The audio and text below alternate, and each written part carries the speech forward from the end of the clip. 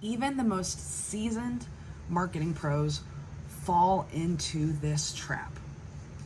We've all heard the term vanity metrics, and maybe you were one of the people like myself that were freaking out a few weeks ago when we were all locked out of Facebook and Instagram. But this is my first scripted video in over a year. You know what I was still doing? I was writing on LinkedIn at least a couple times a week.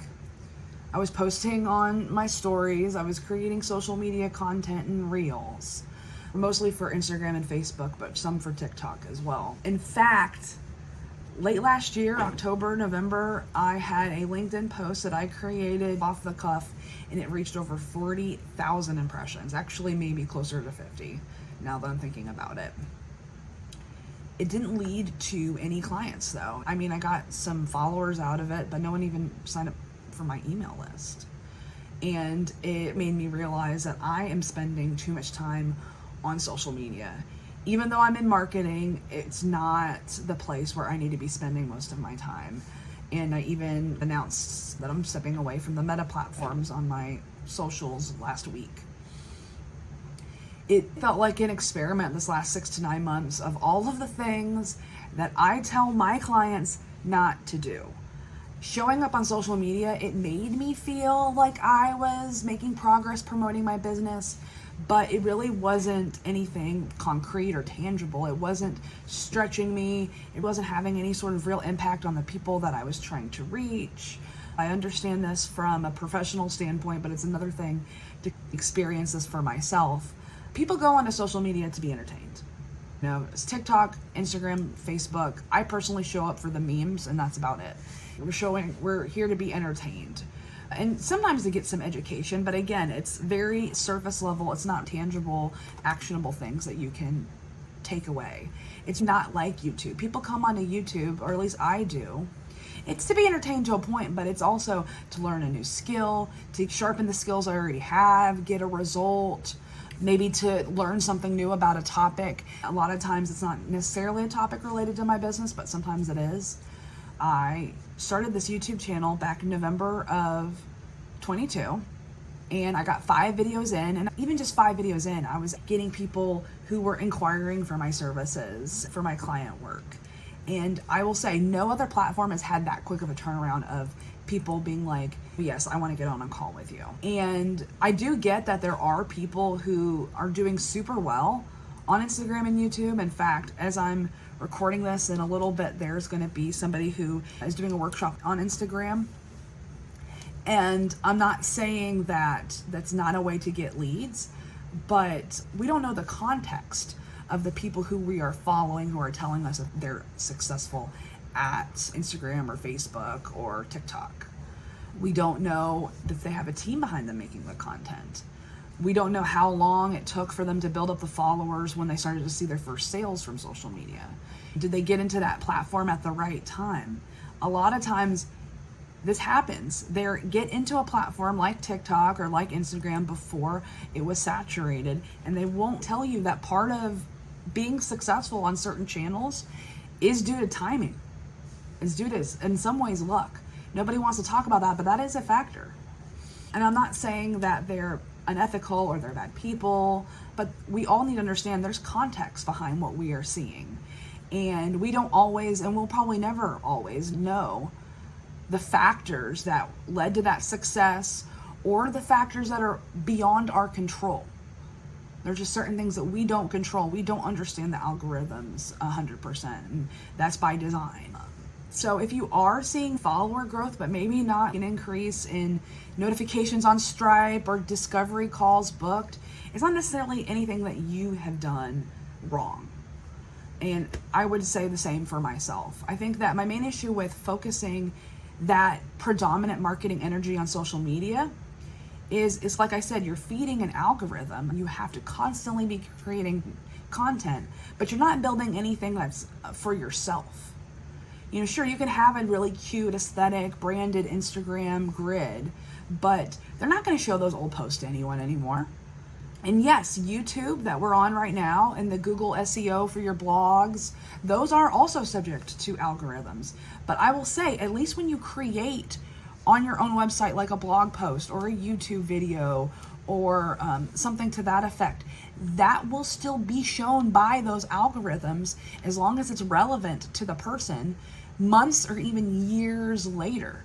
Yes, it's still an algorithm. The more you build, the better, the more you have. And it has longevity.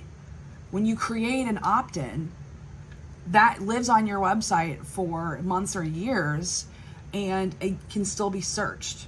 So it's an asset. It's not just feeding that algorithm. It's also is going to come back and benefit you the more that you're consistent with it. The only platforms that do not have an algorithm at all would be like a podcast. Once they've downloaded it, it's going to show up in downloads or in their podcasts all the time. And of course, your email list. But they have to decide if they're going to listen to that episode or they're going to open up that email. Even though you're not having an algorithm, you do have to pay attention to your subject lines and your titles, because that is going to direct whether people decide to consume that content versus an algorithm serving it up to them. One thing that I will say, I don't want to just bag on social media all the time. I teach social media at the local library and at some entrepreneur support organizations, especially because I've had some points of isolation the last 6 months. It made me feel connected and like I still was catching up with people that I had in-person relationships with. So even though I couldn't always make it out to an event, I did feel like I understood, oh yeah, they announced that such and such is getting an award and I could congratulate them. It helped me feel connected even in between events or me showing up in person to networking things. But those in-person relationships were already built. I just brought them onto social versus trying to build leads solely via social media. So what to do instead, right? Because I don't want it just to be confessional. I also want to relate it back to your business and your marketing. What I ended up doing is just recalibrating my entire marketing plan from scratch. I went back to consistently emailing my email list. I had a workshop a few months ago. Maybe I'll put that onto YouTube. I'm not sure yet. In fact, I probably will, but not the recording. Maybe I'll just do a new workshop for that. And then I had a 3-day virtual polish your elevator pitch, which I'm going to do next month. And that was when I was emailing people, but outside of things where I was like actively promoting a workshop or an event or something like that, I wasn't emailing anybody. And that was a mistake. And I bet that there's a lot of folks, and again, this is more judgment on myself as a marketer, but you probably have a mailing list. Maybe you have a form on your website or a lead magnet sitting there, and maybe you haven't touched actually sending newsletters out in months. Maybe you need to hear this as well. So, again, no shade. People talk about building up that email list to death. The lead magnets to build, the funnels to build, the resources, how to get it out in front of more people, how to swap it with other people's mailing lists. And that's important, right? To build that up. But I think it's also important, if not even more so, to build up that habit of weekly writing and distributing that newsletter. In the range of things that took time to get together or had the lower effort to results ratio or matrix, to me it was mailing the list, right? I don't have to write a script, record a video, edit the video, all of those things to nurture my audience, or at least to get back in the habit of showing up consistently for the people that I want to serve. So the mailing list was building up the habit of sending something out every week. And that helped me get into that. It also helped to have a level of immediate validation on the topics that I was covering and questions and feedback, because replies just started to come in either in person, on Slack, in one of my communities, Facebook Messenger, replies to emails, of course, and it really helped me to realize, okay, I'm on the right track. The things that I'm discussing are important to folks, to my ideal audience, and I can go further. There's other questions that they have. It also helped me validate something that I started feeling internally about both creating and consuming content. We're in this world of like sound bites. Let's boil this down into short form videos, reels. You have to have a headline, a hook, a this, a that, getting people in 5 seconds. Those things are important. You do have to catch somebody's attention. I know that I'm going to create content around that as well. But I think that as a whole, because this is where the environment is going, I knew that what was going on for me was also going on for other people, in that Even though things are getting shorter, we still crave more depth in our content, complexity, nuance. We want to see the real aspects. We don't want it to be polished and edited and filtered all of the time. I think that YouTube, of course, is a place for that to happen, and podcasting, of course, is another example, but email as well, because email has that conversational feel to it. So that helped me see that I'm not the only one who's feeling misaligned with all of the social media that's going on and feeling comparison, or oh, my stuff doesn't look as good or as professional as somebody else's reels, or look at those views, those vanity metrics coming back. There's other ways that we can interact with people that aren't so centered on those things, because information is just so accessible now. There's so many ways to consume content, and to educate yourself, to find out more about different topics or subjects, to keep up with current events. I don't need to keep reading 3 little tips on a carousel or in a caption of how to get more like people to view my content. That's not what's going to actually have a tangible difference to your life, to your business, to your relationships.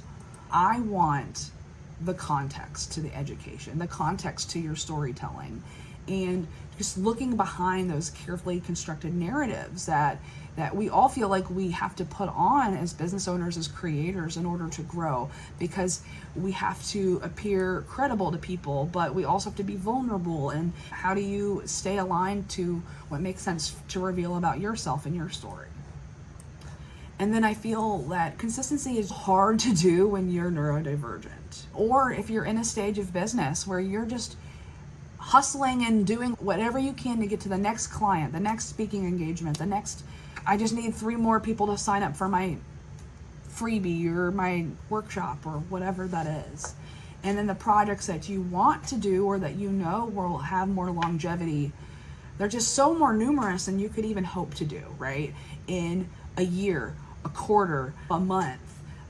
So you have to balance these 2 things. Social media just is constantly being fed. And of course you need to be consistent in the other places too. But I feel the demands to keep up are so much higher on social media versus on things that are less subject to an algorithm, that you can put it out at a consistent pace that works for you instead of the pace that works for the algorithm. I think that everything is getting harder now. I really do. Capturing attention is getting harder. Standing out is harder. Instead of focusing on creating the things for growth, this is a turning point for me. I'm making what feels like a radical decision to create for my legacy, to create for my identity, and to create for alignment. Sorry, I went like this, but it's really 3. What does that mean? Other than you've probably now realized that I'm the type of person with the crystals in my pocket, the woo-woo people. That's me. I'm not going to pretend. I also have that logical part of myself too, so don't worry. I'll explain it all. Creating for my legacy means creating for the work I want to be known for, that I want on my epitaph, that I want in my obituary. Kelly Deals, who I'll put in the video description, she's a feminist marketing consultant, culture maker, very much somebody who does things her own way, and I'm inspired and I'm taking workshops from her. She calls this your body of work. And I think that this is such a powerful concept. And even if you never write a book, I think a lot of times when we think of body of work, we think of authors. But a body of work does not have to be that. It can be your podcast. It can be your newsletter archive. It can be the deep dive blog posts or personal essays that you put out to media outlets or on your website. It can be your course curriculum. It can be your YouTube channel. It can be the combination of all of these things. These are the assets that you build that have the potential to outlive you. And even if those platforms may fall out of favor, there's still a record of all those things. Think of the Wayback Machine or the Internet Archive. But the audio and the video itself create a library of your story and your expertise. So to go to the second one, when I talk about creating for my identity, it does not necessarily sound like it makes sense, right? What does that mean, creating for your identity? But something that I realized as I came back to my YouTube channel was that creating for YouTube, writing my newsletter, creating the first draft of my book, they all require consistency, right? You have to put things out on a regular basis. That consistency requires engineering our habits. So I'm sure anyone who's probably watching this has heard of Atomic Habits by James Clear. I'll probably still put it in the description just in case you haven't ever read it.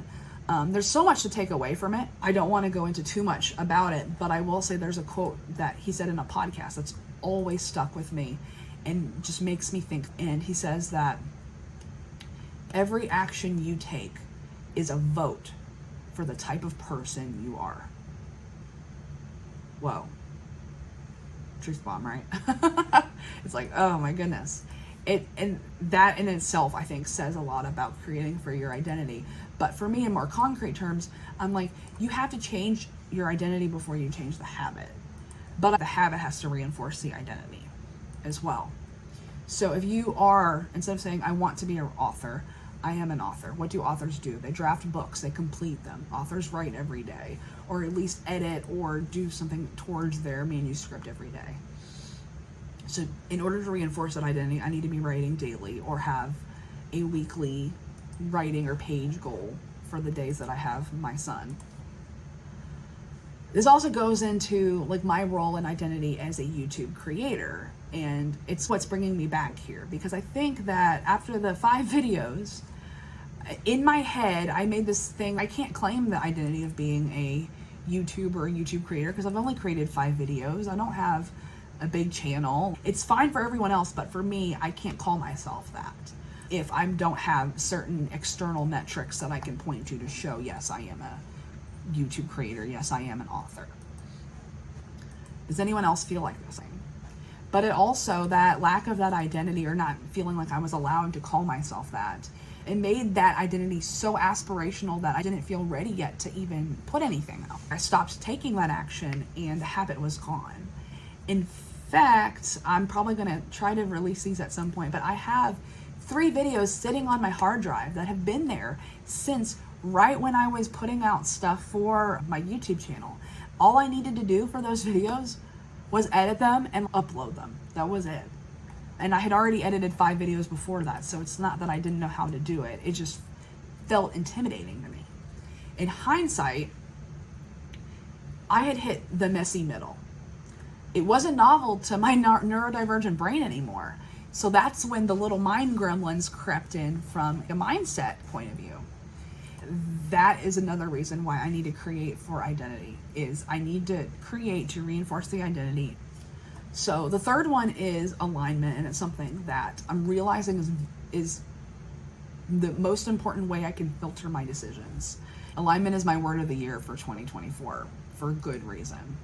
In fact, I'll probably do an entire video on that at one point of what that means to me, because it just goes beyond creating the content. Alignment means ensuring that the offers you put out into the world, the clients that you work with, your customer service, all of those need to be anchored in your visions and your core purpose. So just, that's how I view alignment.